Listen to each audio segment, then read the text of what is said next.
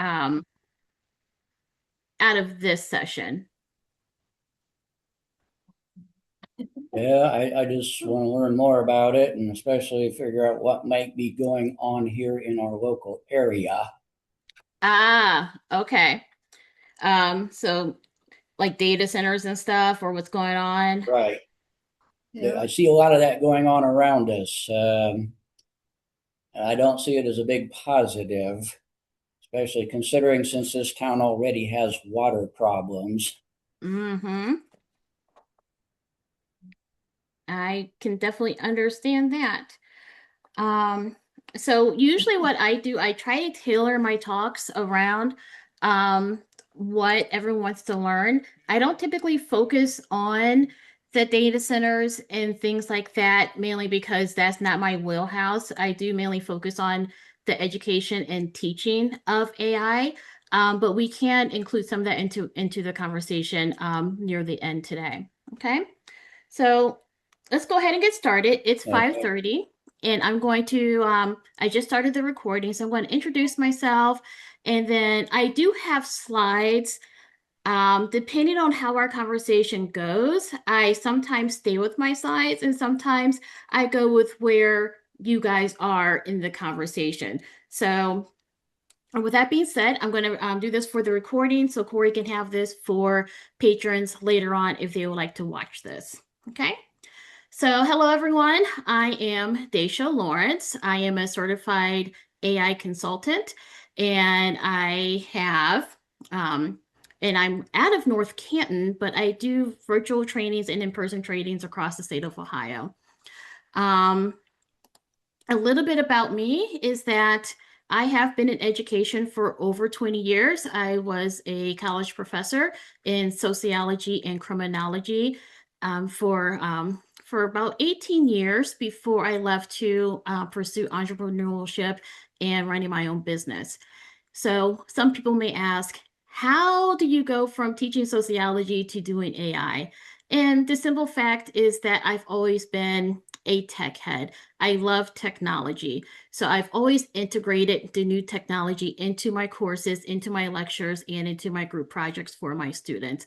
So AI was the next step for me in that evolution. Right. As I said, I was a business owner. I did help my husband run a franchise, a brick and mortar franchise that we then sold off. And now I'm doing this on my own with his support because I love teaching. Teaching is one of my great passions.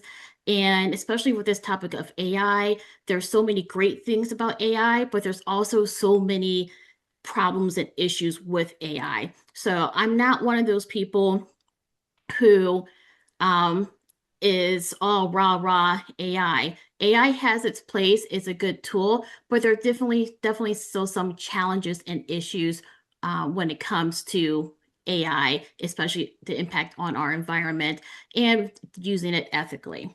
Okay. I'm also a business consultant. I help businesses bring AI into their organizations, as well as other strategic things with business that does not include AI. All right. So I do want to introduce you to someone. Hopefully technology works today, and I'll be right back after she's done talking. Hi, I'm Dee, Daisha's virtual twin. I represent Daisha on social media and training videos when she doesn't want to do her hair and makeup. All she has to do is type a few words and I take it from there. Enjoy your training. And Daisha, thanks for giving me the day off. All right. Thanks, Dee. So this was my first attempt of making an AI clone. I like her. She works pretty well for me.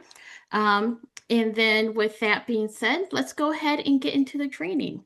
Do you guys have any questions before we get started? Don't think so. Nope. Okay. Also, I go at your pace. If I'm talking too fast or if I'm moving too fast, just slow me down.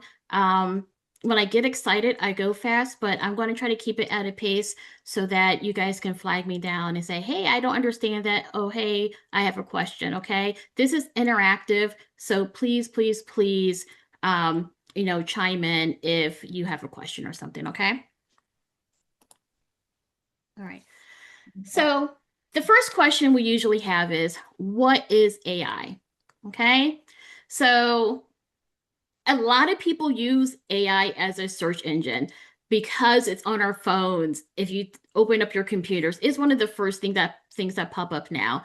And they use AI the same way that we might just use a Google search or a search on Bing or something like that. Okay. But AI isn't a search engine. It's not a calculator. It's not one of those basic tools. What it is it's a prediction algorithm. All right. It tries to predict based on all the information it's been given what the next word or what the next number is going to be. That's all it is. It's not smart in the sense that it can think on its own. It really is just predicting patterns, right? And based on the context of the words that are being typed into its tool or into its chat, it tries to guess or figure out what's the next best word based on the other words that have been typed in, right? Sometimes it gets it right, sometimes it gets it wrong. And that's why we tend to say at Future Fluency that AI is a tool. It's definitely not a replacement. I never recommend putting everything into AI, letting it do its own thing, and then you just send it out to the world because 80% of the time it's going to be inaccurate, right? So it works off of probability. It's an algorithm. It focuses on patterns. So it can help you go through problems. It can help you try to solve problems. It can be a cognitive partner, but it definitely cannot do or replace everything that you're doing, whether it's in your day-to-day life, in your job. But it can make things a little bit easier. Okay. So like I said, this training is typically how to use AI, but we're going to go a little bit more into some of the ethics in a little while. Okay. So when I say that AI basically just responds to the context of the situation, right? It means that the information that you feed it or the questions that you ask it, the answers that you receive from that is only going to be as good as the information that you put in. So if you put in a very broad general question or a very broad general prompt, it's going to give you a very broad general answer. All right. So you may have heard the word prompt before. If you've used AI before, I know David said that he's used it before. He's played around with it. Those prompts that you type in are the instructions that you're giving to AI. I like to say, or I like to use the analogy of treating AI like a 5-year-old. Have either of you two ever worked or been around kids? Yes, I have a daughter. You have a daughter? So Yes. you know, if you tell your daughter, if you tell a 5-year-old or a 6-year-old, hey Tracy, go get the water or go get some water. Now, at 5 years old, Tracy may go anywhere to get that water. She might go to the toilet to get water. She might go to the pool. She might go to the sink, right? We have no idea where Tracy's going to go get water. She's just going to see the first thing and come back with water. If you say, Tracy, can you go to the kitchen, get a cup and put water in it and bring it back to me? You're more likely to get the response that you're looking for, that behavior that you're looking for. All right. AI is the same way. If you just say, hey, write me an email about my shoe project, AI will give you an email. It'll give you information, but it may not be the information that you need. It may be completely irrelevant to the project you're actually working on. All right. So when you're giving AI instructions, when you're giving them these prompts, you have to give it very specific information so you can get more accurate information. Okay. So one of the things that I like to do is that I first tell AI who it is. Okay. What is its role? All right. Um, I'm also an author. So one of the things I let AI help me with is editing my books. Okay. So I will tell my AI tool, I use Claude, and I tell my AI tool, you are a master editor. All of the books that you edit are Pulitzer Prize winning books. All right. I give it an identity. All right. Then I tell it what I need. I said, I am writing a book about clouds. All right. I need to know everything there is about clouds. You need to know everything there is about clouds so that when I put in information or I'm giving you information and you're reviewing my book, you can tell me if I'm saying something that's inaccurate or if I'm saying something and if I make a claim and there's no research to back it up. Okay. So those are some of the things you need to do. You have to give it a role, tell it who it is, and kind of give it a context of like, what is the situation? That helps the AI narrow down its pattern of what words and where it's going to pull its information from. Okay. Then you have to give it some constraints. All right. So I'll say only research information about clouds. I don't know why I picked clouds, you guys. It's the first thing that popped into my head. So go with me. Okay. Only research information about clouds that came out in the last 2 years and disregard any research that came out before that. All right. So now you're limiting it. So any research that might have came out in 1894 is not going to be relevant to what we're talking about today. All right. And again, what is the goal? All right. Is the goal for it to be an editor? Is it to write for you? Don't make it write for you. Do not let it write for you. It's just there to help you a little bit. Okay. But what's the ultimate goal? All right. And then what should it look like? Do you want a list? Do you want it to be in a picture or an image? Do you want a video? What do you want this output to look like? Once you give it all of that information, the better the output's going to be. Okay. Is it going to be perfect? No, AI is not perfect. All right. But you are a lot closer to that end game of what you want than you would have been if you would have just said, edit my book or write me an email. Okay. So we're going to play around with this just a little bit. Now, either David or Tammy, give me a topic that you guys are interested in, a topic that you like. Dogs. Dogs? Yep. Yes. Okay. I like dogs too. All right. So today we're going to use Gemini. It's through Google. All right. Now, one of the questions that I get from a lot of people, especially if they're new to AI, is how do you access AI? How do you get to it, right? Is it a special software or anything like that?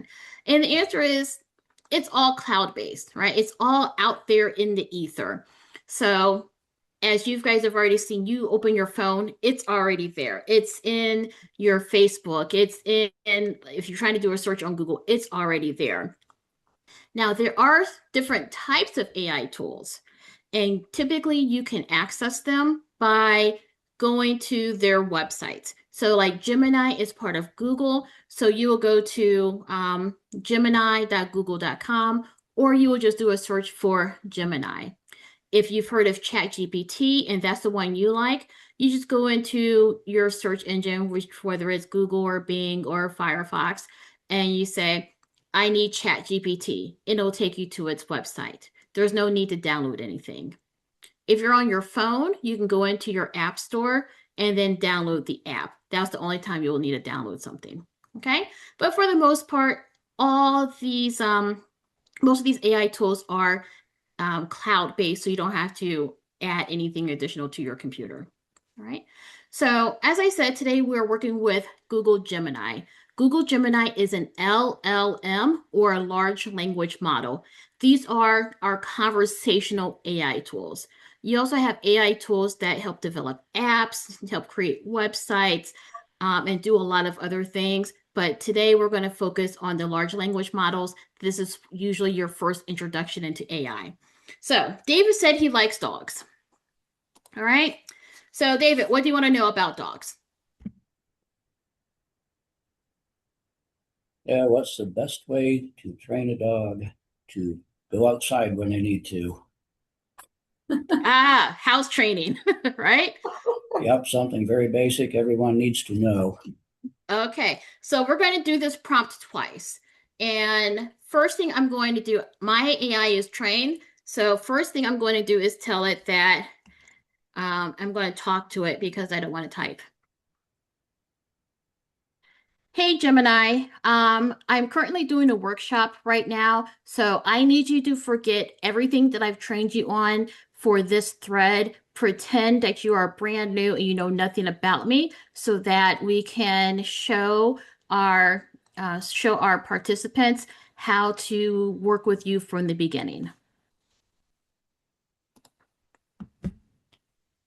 Because it wouldn't be fair if I gave you guys something that was already completely trained into my personality, right? Okay, so the first thing we're going to do is give it a very general prompt. Once it's done doing its thing, we're going to give it a very general prompt. Okay, then we're going to see what that output looks like, and then we're going to do a more detailed prompt. Now, what I love about all of these tools is that I can talk to it. You don't have to spend all your time trying to type, especially with autocorrect and typos and things like that. Okay, so now it's a new conversation. It was just giving me information about how to disconnect from your permanent memory. That's a whole different class, okay? So Gemini's back to the beginning. I'm going to change it so that it is very basic, okay? It will talk about all the different levels that you can have with your AI tools or your LLMs later, but I'm going to make it very basic. So, hi Gemini, how do you house train a dog so that they don't pee or poo in the house and they go outside to pee and poo? All right. So, not bad, right? Establish your strict routine. All right. You have your frequency, a designated spot, and a keyword. This actually isn't a bad result. Okay. You could do crate training. You can tether or direct oversight. Let's see. Rewards. All right. And then how to handle accidents. Not bad. Okay. Do you like those instructions, David? I have trouble reading. Oh, you know what? Let me see if I can make it talk to us. Let me see if I can make it talk to us. House training a dog relies on 3 core pillars: consistency, supervision, and positive reinforcement. Because dogs naturally prefer to keep their sleeping and living areas clean, you are simply teaching them to expand their definition of their den to include your entire yard or outdoor space. Here is a step-by-step framework to get your dog reliably house trained. 1. Establish a strict routine. Dogs thrive on predictability. Taking your dog out at the exact same times every day helps regulate their digestion and bladder control. Frequency. Take your dog outside first thing in the morning, immediately after naps, 15 to 30 minutes after eating or drinking, after heavy play sessions, and right before bed. For puppies, this may mean going out every 1 to 2 hours. The designated spot. Always take your dog to the exact same spot outside on a leash. The scent of previous eliminations will trigger their instinct to go again. The cue word. As soon as they start to go, introduce a command word, like, go potty, or do your business. Over time, they will associate the word with the action. All right. I'm not going to play that whole thing for you, but not terrible. What do you think? Yeah, that's pretty close to what I did. Yeah. So let's see if we can refine this just a little bit more and see if we can get a more detailed response. Okay. Hey, Gemini. So let's say you are a master dog trainer like Caesar from the Dog Whisperer or someone else who wins awards for dog training. Okay. What I need to know is how to housebreak them, and is there a different method to use based on different breeds? So let's say I have a poodle and I have a pit bull. Are there different methods to use for these different animals? And is there a difference between puppies and maybe getting a dog from a shelter that you're rescuing who may be 2, 3, or 4 years old? Give me the step by step. Also provide me with a chart with a routine to help with this. Let's see what we get.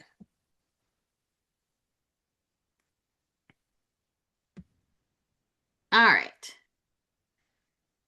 We're gonna have them talk to us a little bit and then we'll go through it.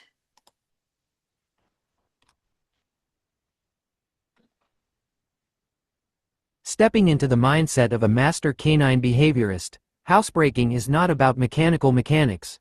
It is about energy, state of mind, and establishing clear boundaries. Dogs do not process the world through human logic. They process it through instinct, structure, and state. Here is how you approach housebreaking through an advanced lens, addressing breed psychology, age variables, and a definitive daily routine. 1. Breed dynamics. Poodle vs Pit Bull. The foundational rule of housebreaking. And that is where you see AI have an issue. Did you guys catch that? Oh, yes. Yeah. It went into a whole different language, right? So I think I Yes. need to tell it to stay with English, please. Okay. So that's if it's responding to you, but the words are still all in English. So basically what this does, it breaks down housebreaking by breed, which is helpful because a pit bull and a poodle do have completely different behaviors. Some are more stubborn than others. So if you have a pit bull, but AI gave you the general rules of or general plan for a poodle, it may not be as useful for you. So putting information about the type of dog you have, about the age it is, things like that will give you a better routine. Okay. Puppies versus adult rescue dogs. All right. So it gives us steps by steps for those two different things as well, especially those who may have some trauma and working through that trauma. Okay. I also asked to give me a plan, and I know you guys, let me see if I can zoom in a little bit, because I think you guys are on a tiny, tiny computer. Okay. Yeah. Is that a little bit better? I can see it now. You You can probably see it now? can't see. I'm gonna go a little bit. I'm gonna go a little bit more. How's that? That's better. That's better? All right, I'll keep it on this for you guys. All right. But it gave me a chart. So there's other things other prompts I can give it so that it'll make it a pretty little chart for me to print out. But to start off with, it gives me a master daily routine chart. It gives me time blocks and things I can do to help train my dog. Okay. That's it. That's really all. That's a good start for AI. Okay. So the purpose of this is just to show as an example, the more information, the more detailed instructions that you give to AI, the more detailed results you're going to get and the more beneficial those results are going to be. All right. Some people like to say crap in equals crap out. Or if you put in something good, then you're going to get something good good as a result. Are there any Yeah, we used to call that GIGO, garbage in, garbage out. out? Yeah, that's what it is. Yes. Exactly. And I mean, it's the same thing with like all computer. If you worked with programming, app creation, or just, data processing even in the early days, your output is only as good as the coding that you put in, right? So AI is really no different in that. It's just another way to use that coding. Okay. All right. So you two seem as though you're very mature individuals. Are you still working? Are we retired? What's going on? Retired. Yep, same Retired. here. Amazing. First of all, congratulations. Okay, that's amazing. Um, you might still have a really busy life. Maybe you are pretty calm. So, I'm only going to talk about this portion of AI briefly because it may not apply to you guys. I want to make sure you guys are getting the information, and tools that can be beneficial to you if you're not trying to avoid AI, right? Okay. So, what this crazy slide is showing us is, um, how you can use AI to help organize your life, right? For example, I'm a mom, I'm a business owner, I'm an educator, and we have lots of things going on. So I have to balance my clients, I have to balance my son's schedules, I have to balance household chores, all of the above. And sometimes it gets a bit overwhelming. And if you guys remember when you were not retired, how you probably had to juggle a lot of things, and sometimes things fell through the cracks because you had a lot going on, right? One of the things that your AI tool can help you with is creating a plan that helps to prioritize those tasks and then put those tasks into your calendar for you so that you can receive alerts when it's time to do something. Okay. So I'm going to bring this over here. Maybe. Here we go. All right. And I'm going to say, hey, Gemini, I need you to help me create a schedule. I have a bunch of tasks that I need to organize. So so I'm just going to give you a list of tasks, and I need you to help me prioritize them. All right. The first one has to deal with my business. I need to respond to emails daily. I need to work on 2 client projects. One's due this week. Client A is due this week. Client B is due next week. My son has football practice every day at 9 a.m. for the next 3 weeks. We have 2 doctor's appointments next week. One is on Tuesday at 1 o'clock. The other one's on Thursday at 4 p.m. I also need to do my laundry every week. I need to clean the kitchen, wash dishes. I also need to make sure that I have meals prepped for dinner every day. So can you please make a list that prioritizes these activities and then put them into my Google Calendar? Let's see how good it does because I told it to forget everything about me. All right. So here it is. So here's daily email response block, daily dinner meal prep, football practice. All right. So these are things that can go in there. Doctor's appointments. Gemini, I need you to give me times. So put deadlines in for each of those days that don't have deadlines. Client deadlines are 5 p.m. So make sure you put a deadline for client A this week on Friday at 5 p.m. and next week for client B Thursday at 10 a.m.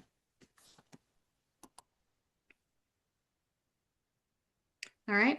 And then once I hit accept, those items are in my calendar and my phone will beep whenever those activities are coming up. Now you tell me, would that have been useful back when you had a lot of stuff going on? Probably for me, yes. My daughter was in everything. Yes. When you have like school, and then they have those random projects that come up, and you're like, oh, next week I have to make a costume for this, or I have to get a t-shirt for this, parent teacher conferences, all of that stuff. Very helpful. Now, can you type this into your calendar directly? Absolutely, right? You don't have to use AI to put things in your calendar. But what I just did was save myself a bunch of time. It took me 60 seconds at most to list all of my projects or all of my activities with deadlines and then have it shipped to my calendar versus trying to type in each and every one. That is the benefit of using AI. That's why I said it's a tool, it's not a replacement, but you don't have to use it. It's just helpful. Does that make sense? Yep. And people need to learn to think before they start using that tool. Exactly. And there's a big problem. Right. And that's so when I talk about my ethics, which I think is on my next slide. So here's the whole schedule. Right? There's the whole schedule. So I think that's pretty cool. It would be very useful. So I think I have all right, here's the ethics. All right. So let's talk a little bit about ethics so that one, we're all on the same page. And two, it goes right into what David's talking about, right? So when you're using things like Google, ChatGPT, Manus, Claude, DeepSeek, and there's so many more. There are dozens and dozens of AI tools. But these public LLMs, remember LLM is large language models, they use our input, things that we give them, to continue to train that AI model. All right. So the first thing that people need to realize is that you have to still practice safety and security. If it's information that you wouldn't put on Facebook, or if it's information that you wouldn't tell your neighbor, do not put it into a basic LLM. All right. So that means do not put your social security number in there. Do not upload documents that have your banking information, your routing number, your bank account information, and things like that. Even though they do put some measures in place to help protect with safety with your data, it is not foolproof, especially for the free models, right? Now, at some point in time, you may purchase a business tier or enterprise tier. Those are better at securing information, your data, but it's still not foolproof. So many companies still create SOPs or standard operating procedures to prohibit putting certain information into AI. If you are a teacher, you have FERPA, there's certain student information that you can't put in there. If you're in the medical profession, there are some for HIPAA, there's some medical information that you cannot put in there to identify patients, all right? If you have clients, there's certain information about them that you shouldn't put in there. So we still have to use common sense. And I know common sense is not common, right? But we have to start engaging in a sense of critical thinking, or continue to engage in critical thinking when we're using these AI tools. We can't forget all of the things that we've learned over the past few decades on how to protect our privacy and our data just because we have a cool, fancy tool. Okay. So as I said, if you wouldn't post it publicly, don't type it in. All right. Because there's no guarantee that your information is going to be safe. Right. On the flip side of that, when we talk about ethics, I don't know where my ethics slide is, so I'm just going to talk. All right. When it comes to ethics, there's multiple sections when it comes to ethics. All right. The first part of ethics is disclosing that you're using AI. All right. Don't ever try to pass off AI work as your own work, right? For example, like I said, I'm an author. I wrote a book.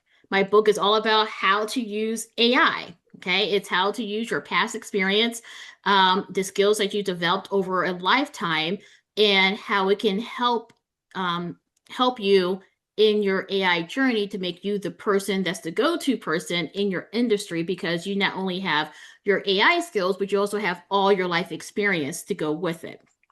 All right. In my book, there is a disclosure that says this author used AI tools to edit and format the book. All right. It's out there. Now, most people would assume because it's a book about AI, I probably use some sort of AI, but you never leave anything up to assumption. So if you're using AI in any aspect of your business or production or anything like that, you need to disclose that to people. Just because it's the ethical thing to do. If I also have a bookkeeping business. I tell my clients that I use AI to help organize their books for me, and I give them a step by step on how I protect their data. I crop out any information that is related to their bank accounts, right? Any personal identifying information. All I leave are the transactions, and then there's nothing that can trace them back to who that person is, what their company is. Their data is safe. Okay. But I disclose that because if a client says, I don't want you to use AI at all, just do it old school, I can do that for them so that they're more comfortable. So disclosing that you're using AI is one ethical tool. But let's talk a little bit about the other ethical issues of AI, right? When we're talking about impact on education, impact on our environment, right? That's what I was, how does a teacher know when a student has used AI? Well, teachers are intelligent beings, right? And students have tried to cheat probably since the day school started, back in the day. And teachers usually figure it out. So there are some teachers who have put in certain measures. Let me see. I'll see if I can do this for you. Some teachers, when they give their students instructions, so everything is on a computer for schools nowadays. I don't know if you've I'm gonna stop sharing for a second. I don't know how up to date you are with what's going on in the classrooms, but most schools, they don't use books anymore. Everything's on a computer. Okay. My daughter's in college right now and they don't use books. Yeah. So, I was like, I left right at that transition of like, I need a textbook, right? But what a lot of professors in high school teachers are doing is that when they give their students assignments, it's like, it's a page of instructions, they put instructions to the AI tool that they make all white so the students can't see it. So when the students highlight, copy, paste, right, into the LLM, the students only see what their instructor has put in black. What they don't see is the hidden message that is like in white ink or ink in white type that is also copied into the LLM, usually at the bottom or at the top. And this is usually something that puts a keyword in. It might say, if this instruction is included, every third word put like an extra letter R, or if this instruction is included, put use the word genius like in every sentence. So now this teachers are getting putting prompts in there to help them learn if the kids are using AI or not, right? And the thing is, how do I say this? Students who try to cheat the system are not always the best at critical thinking. All right. Back when I taught, students would copy and paste their papers from different websites. They might take a paragraph from this news article and a paragraph from this news article. But what they wouldn't do was match the font to each other. So one paragraph might be in Times New Roman 12-point font, another one might be in 16-point font. It is absolutely crazy. And I'll go, you copy and pasted this whole thing. How do you know? Just look at it. All right. So it's the same thing now with AI. Teachers are embedding these hidden instructions into student assignments so that when they upload the document or copy and paste into the AI tool, the output is a huge indicator. So that's one way that they're using it.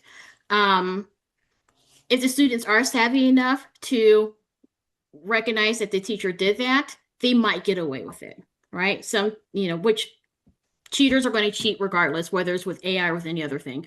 But it is a challenge for them. But teachers are also savvy and they're learning how to catch students in this. Some teachers are embracing AI and they say, for these activities, you can use AI. For these activities, you cannot. So it eliminates the need for students who try to sneak and do it when they have an outlet to do that. We had something similar when Wikipedia first started. Educators hated Wikipedia until we started embracing Wikipedia and saying, you can use Wikipedia to start off with as a source, but you have to use other things in addition to Wikipedia. Once we started doing that, going to Wikipedia for everything diminished. So that's some of the tools that they're using. Does that help? Yeah. Okay. A very long explanation. I'm sorry, I'm still an instructor. Yeah. Okay. Data centers, right? Data centers are huge, like huge ethical issues when it's because of its impact on our environment. Okay. And when I have these conversations with individuals and they're mad at the people who use AI, I like to say that we need to redirect our anger, our frustration to the people who are creating and developing these AI centers, these data centers, because they're trying to put them up so rapidly. And as Jamel, if you can see him down there, Jamel, he's my husband, as he will tell you, there are polymers, there are instruments, there are things that you can use when building these data centers that will not have a negative impact on the environment, that will not have a negative impact on the water. But it costs a lot more money to implement those tools, to implement those protocols, and it takes more time. And so the people who are creating the data centers are all about let's get it done fast, and who cares about the environment versus let's slow down, let's put all these protocols into place to have the least impact on our environment as possible. So we have to focus on those big entities and start holding them accountable to make them care about these regulations. And also hold our government accountable for enforcing those regulations as well. What are your thoughts on that, David? Yeah, it's kind of like the wild, wild west out there right now. Mm-hmm. There is no accountability, and these companies are coming into rural areas with a big pile of money, handing it out, getting people to sign NDAs so that the local people have no clue what's happening until the bulldozers show up. And I've seen that too many times. Mm-hmm. And they don't have a long-term plan as far as where they're going to get the cooling water from these things, how they're going to set up the infrastructure to power these things, and what are they going to do about the noise from the cooling towers and the gas turbine powered generators, because the grid can't supply that much power. Yep. And if you've seen the communities that are already having to deal with this, they're having rolling brownouts and rolling blackouts because their electrical grid can't maintain that power. And when our leaders are the ones who make these plans, make these deals, sign these deals, then we need to hold them accountable. And the question is, how do we do that, right? And that's just a philosophical question. How do we hold them accountable while they're in office, or how do we, if they say one thing before they're elected and then they get in and they still do this, how do we hold them accountable? How do we hold the businesses accountable, right? So that is a great discussion. And I think we as a people need to come up with a plan. We in general need to come up with a plan on how to force them to be more accountable. I know there's petitions out there, but what more can we do? Is there other things that we can do to try to start shifting the tide to help keep our environment and help keep our communities safe, useful, and protected from these issues? Yeah, I know that in China they have, I think, just over 500 AI data centers.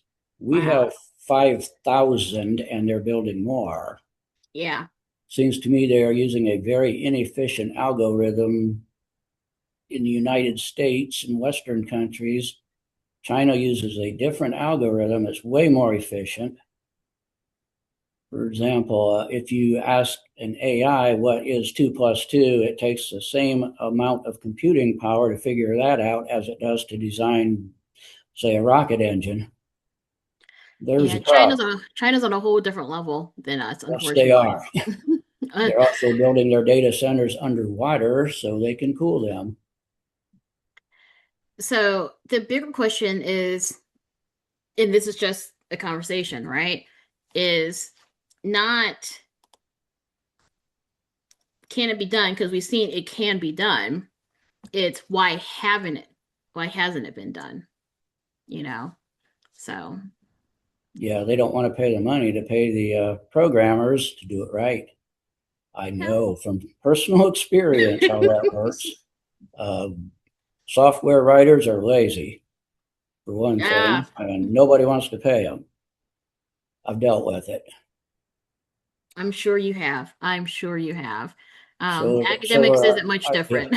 so are our IT guys, which is why our entire plant would get shut down every now and then due to a worm or a virus that attacked Microsoft software, specifically when they converted everything from Unix over to Windows.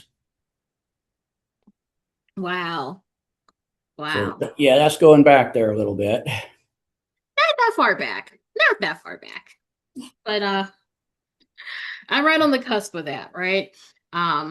But yeah, it's definitely a question that needs further exploration on how we can start shifting that mindset of those who have the power to make those decisions, which Yes, is it not going to happen. needs more regulation and control. It's like I said, it's the wild, wild west right now. It really is. Kind of It like really early is. days of the internet, only times 10. Yeah.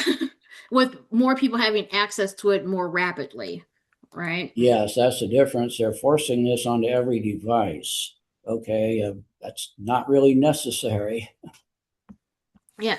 It's not necessary, and no matter how much you try to get away from it, it's running in the background of almost everything that you're using. If you use online banking, it's there, right? If you go Yeah, and it's pay on your a lot of electric bill. websites. It's on Amazon, on eBay. It's yeah. Have you seen the children's books on Amazon that are written by AI? I have. They're awful, and even just Yes. journal books, which is why that's why I made the statement earlier where I said you just can't let AI just run off and just write it for you and put it out there because it's awful. Yet Yes, they're you doing have it. to, you still got to use your brain, folks, right? I'm right there with you. Same thing with even when I use QuickBooks. QuickBooks is has fully integrated AI into their platform. There is no way around it. So when my clients don't want to use AI at all, I have to try to go as basic as I can and use Excel or Google Sheets, which is I can turn off the AI feature on that. But Thankfully, none of my clients have cared because I'm like, long form, it will definitely take a lot more time. All right. So we have a couple more minutes left. Um, there's other things you can use with AI. You can do with AI. Some is making flyers, and I'm sure if you are on social media at all, you may have seen so many people using AI to make their flyers. Um, whether it's for garage sales, whether it's for um anything. Oh, I got promoted today. They make a flyer about it.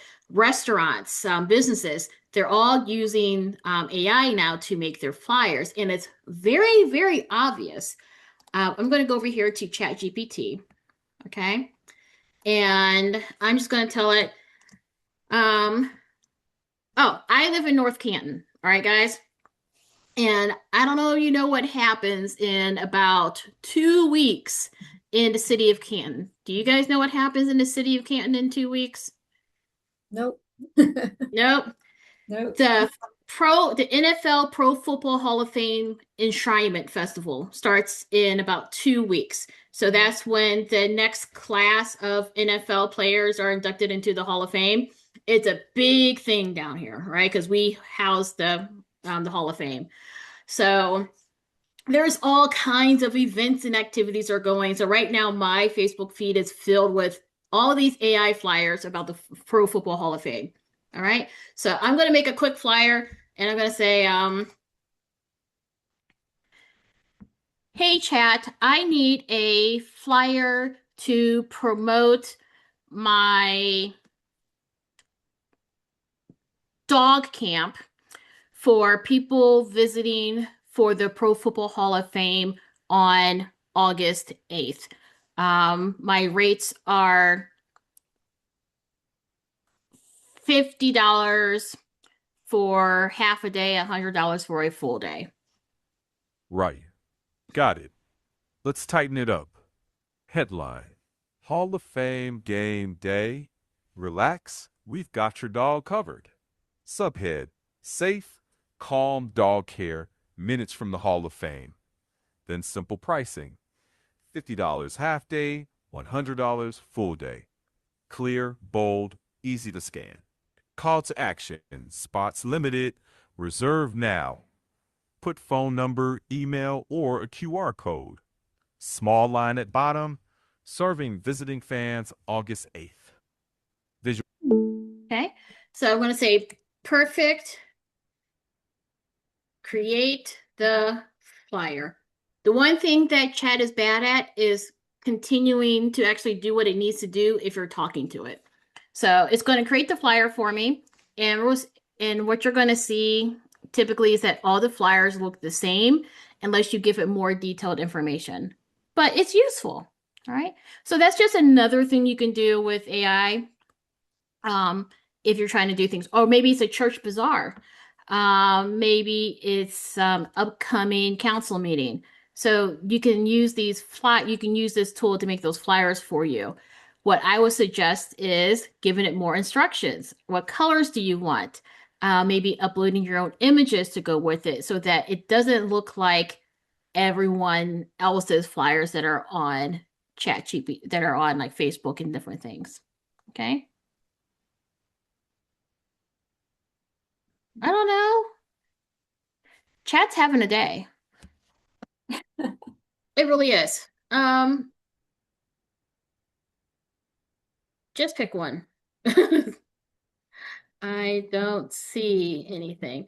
Chat used to be really, really, really, really, really, really good, and Gemini has taken over. So while that is trying to, okay, here it is. While that is trying to do that, I'm going to do and say same thing.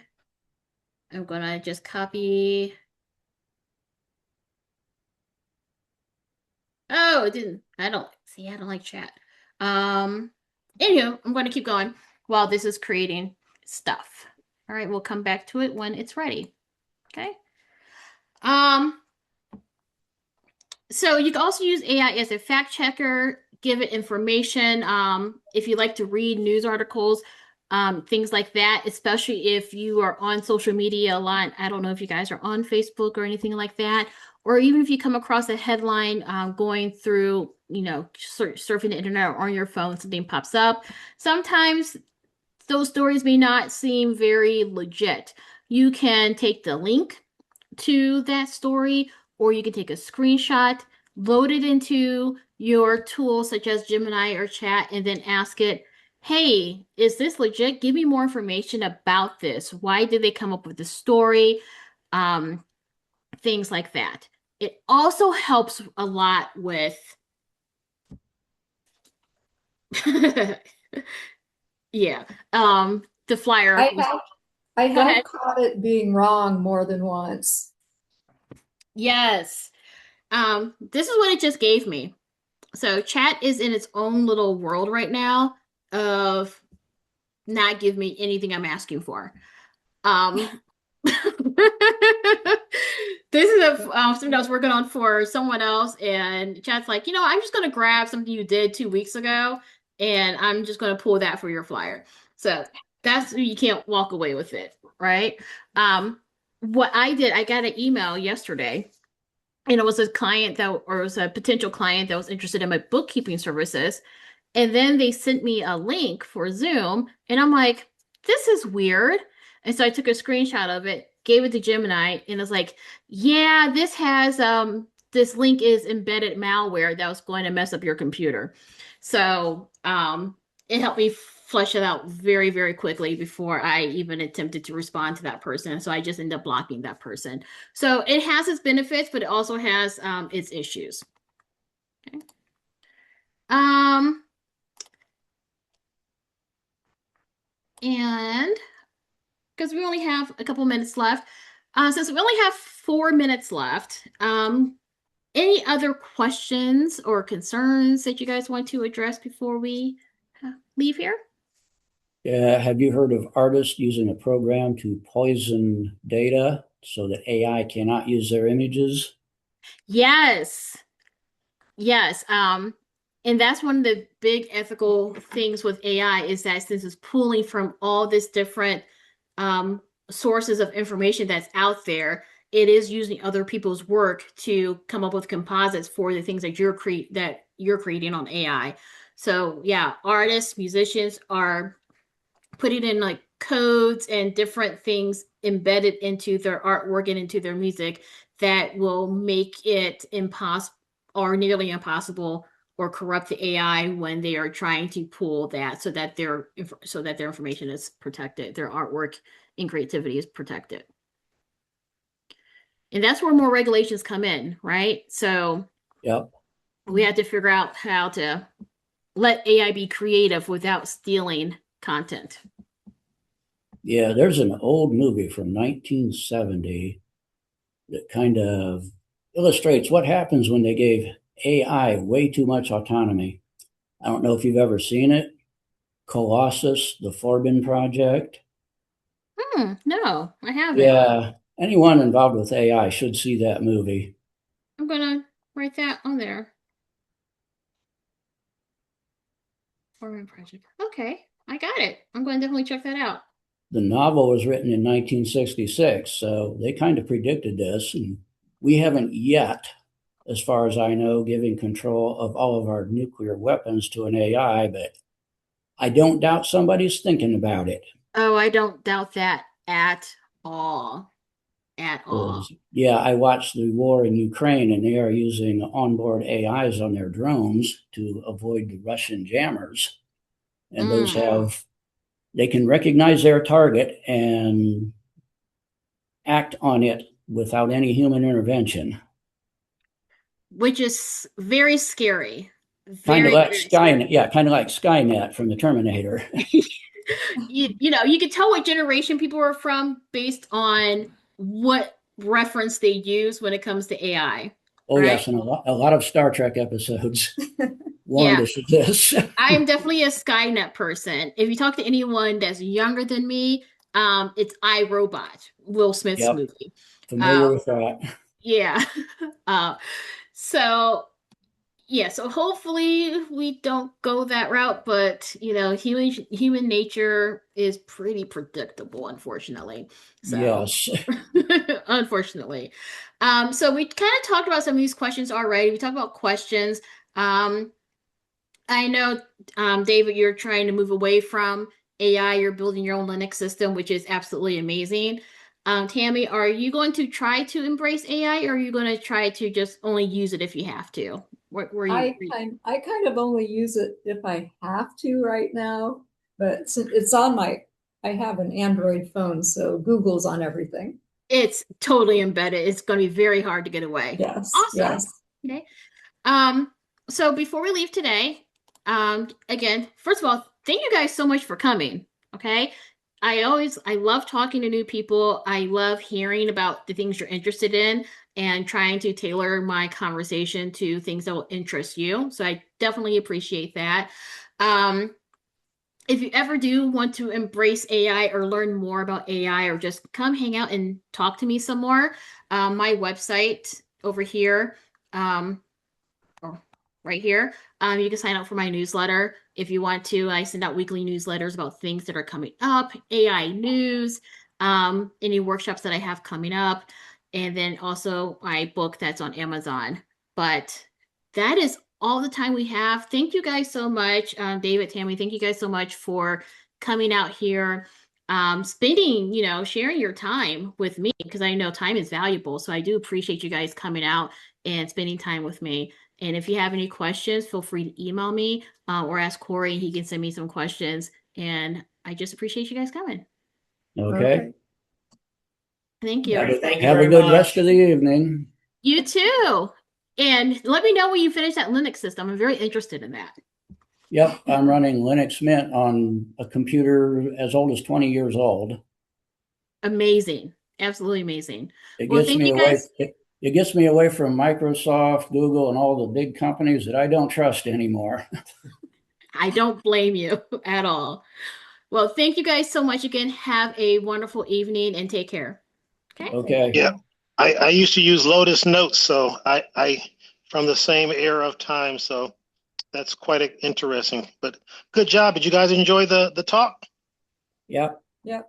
Excellent. Well, thanks for attending. Take care. Okay. Yep, thank you. Bye. Bye. Bye-bye.